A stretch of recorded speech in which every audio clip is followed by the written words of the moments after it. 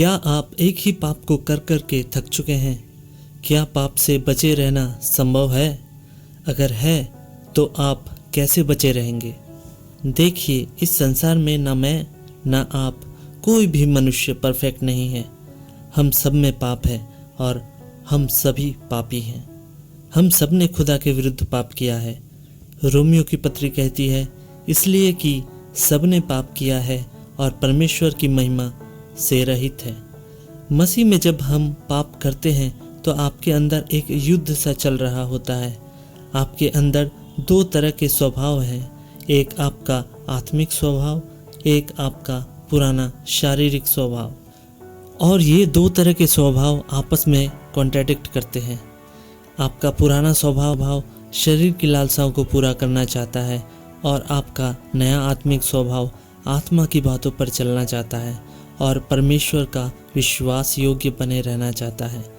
और ये युद्ध आपके जीवन के अंतिम दिनों तक जारी रहेगा। रोमियो की पत्री आगे कहती है, शरीर पर मन लगाना तो मृत्यु है, परंतु आत्मा पर मन लगाना जीवन और शांति है। क्योंकि शरीर पर मन लगाना परमेश्वर से बैर रखना है, क्योंकि ना तो परमेश्वर की व्यवस्था के अधीन है और ना हो सकता है। और जो शारीरिक दशा में है वे परमेश्वर को प्रसन्न नहीं कर सकते।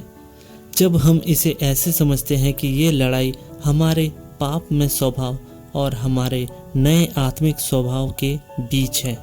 अगर आप पाप में बने रहेंगे तो आप परमेश्वर को खुश नहीं कर सकते। अब इसके आगे के वचन को देखें, परंतु जबकि परमेश्वर का आत्मा तुम में बसता है तो तुम शारीरिक दशा में नहीं परंतु आत्मिक दशा में हो। यदि किसी में मसीह का आत्मा नहीं तो वो उसका जन नहीं। तो सवाल ये था कि हम एक ही पाप को बार बार करने से कैसे बच सकते हैं। तो इसका उत्तर यह है कि हमें अपने इन दोनों स्वभावों को जांचना होगा, इनके बीच का अंतर को समझना होगा। और इस बारे में गलातियों की पत्री कहती है, पर मैं कहता हूँ आत्मा के अनुसार चलो तो तुम शरीर की लालसाओं को किसी रीति से पूरी न करोगे।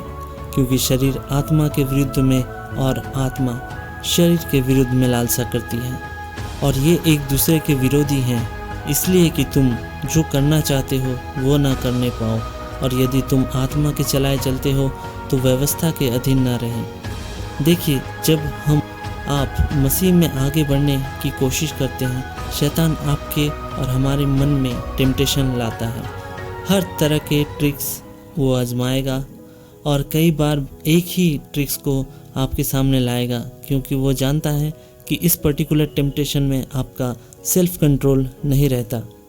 वो एक पाप कुछ भी हो सकता है आपके जीवन में, चाहे जैसा भी पाप हो, आप उसे हरा पाएंगे जब आप नए आत्मिक स्वभाव में चलना प्रारंभ करेंगे और उस चीज़ से बाहर आने के लिए परमेश्वर से अनुग्रह मांगेंगे। आप अपनी कोशिशों से कुछ नहीं कर पाएंगे, आपको परमेश्वर से अनुग्रह मांगना होगा। और धैर्य बनाए रखें। जैसे जैसे आप प्रभु में आगे बढ़ेंगे, आप वचनों को हृदय में धारण करेंगे, पाप हमारे और आपके जीवन से जाता रहेगा। आपको अपना ध्यान परमेश्वर की ओर लगाए रखना है। बाइबल हमें बताती है, अपने आप को परमेश्वर के सामने समर्पित करो, शैतान का विरोध करो तो वो तुम्हारे से भाग निकलेगा। तो परमेश्वर से लगातार दुआओं में इस पाप से बचे रहने के लिए अनुग्रह मांगे। अपने खाली समय को वचनों को पढ़ने में बिताएं। आपको परमेश्वर ज़रूर पाप से आज़ाद करेंगे। जय मसीह की।